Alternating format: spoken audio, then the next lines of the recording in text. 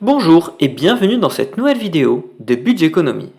Aujourd'hui, petite vidéo Finactu numéro 13 dans laquelle nous allons parler des tickets restaurants dans les supermarchés Lidl ainsi que la nouvelle opportunité d'avoir un crédit immobilier sans CDI. Commençons par la première actualité et parlons de tickets restaurants. D'après une enquête réalisée début 2024, 8 Français sur 10 sont favorables aux tickets restaurants. 61% des Français les utilisent pour faire des courses en magasin et mangent du fait maison au bureau. Seuls 28% des interrogés indiquent manger au restaurant avec ceci. Pour répondre à cette demande, depuis le début du mois de septembre, l'enseigne de grande distribution Lidl a modifié sa politique concernant les tickets restaurants. Ceux-ci seront donc acceptés dans les magasins de l'enseigne sous certaines conditions. Les tickets restaurants sont valables pour l'achat de tout produit alimentaire, ne sont pas valables pour l'achat d'alcool ou de produits infantiles, de confiserie ou encore d'aliments animaliers. Les titres restaurants en version papier seront refusés.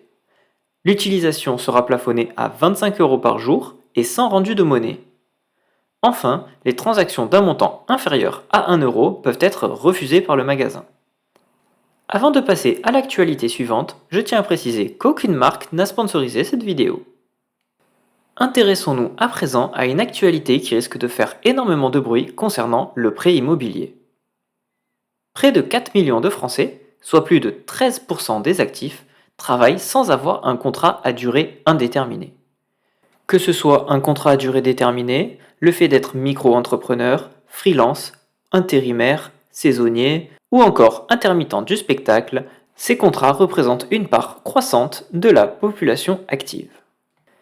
Historiquement, les banques privilégient la stabilité du contrat à durée indéterminée dans l'octroi des crédits immobiliers.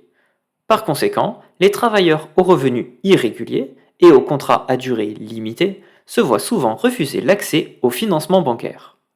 Selon une étude datant de 2023, les travailleurs en CDD ont 30% de chances en moins d'obtenir un prêt immobilier que ceux en CDI pour un dossier similaire. Pour répondre à cette problématique, le CIC vient de lancer le prêt IMO nouvelle forme d'emploi. Cette offre vise spécifiquement les clients fidèles de la banque qui ne disposent pas d'un CDI. L'objectif est de permettre l'accès à la propriété à une catégorie de travailleurs jusqu'alors exclus du marché du crédit immobilier. Intéressons-nous au fonctionnement de ce nouveau prêt immobilier et intéressons-nous particulièrement aux conditions. Les conseillers sont encouragés à considérer les éléments tels que l'antériorité dans l'emploi, la progression des revenus ainsi que la capacité d'épargne du demandeur. Cette approche plus globale permet une évaluation de la solvabilité réelle des emprunteurs au-delà du simple statut contractuel. De plus, le client doit être fidèle à la banque depuis au moins 3 ans et avoir comme statut un contrat de travail de type CDD, intérim hors CDI, saisonnier, intermittent du spectacle, auto-entrepreneur ou encore freelance. Ce nouveau prêt IMO sans CDI offre une possibilité, la modulation des mensualités. Un avantage majeur de ce prêt immobilier réside dans la possibilité de moduler les échéances. Les emprunteurs peuvent augmenter ou diminuer leur mensualité jusqu'à 50% et ce sur une période de 1 à 4 mois par an. Ces modulations peuvent se faire jusqu'à 10 fois sur la durée totale du prêt. Cette flexibilité permet d'ajuster les remboursements en fonction des fluctuations de revenus.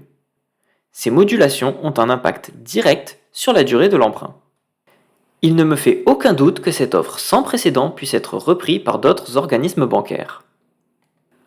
Cette vidéo touche à présent à sa fin. Si celle-ci vous a plu, je vous invite à mettre un pouce en l'air et à vous abonner à cette chaîne YouTube. Je vous laisse me donner votre avis en commentaire concernant les deux actualités que nous avons pu voir aujourd'hui. En attendant, il ne me reste plus qu'à vous souhaiter une excellente fin de semaine et vous dire à samedi prochain.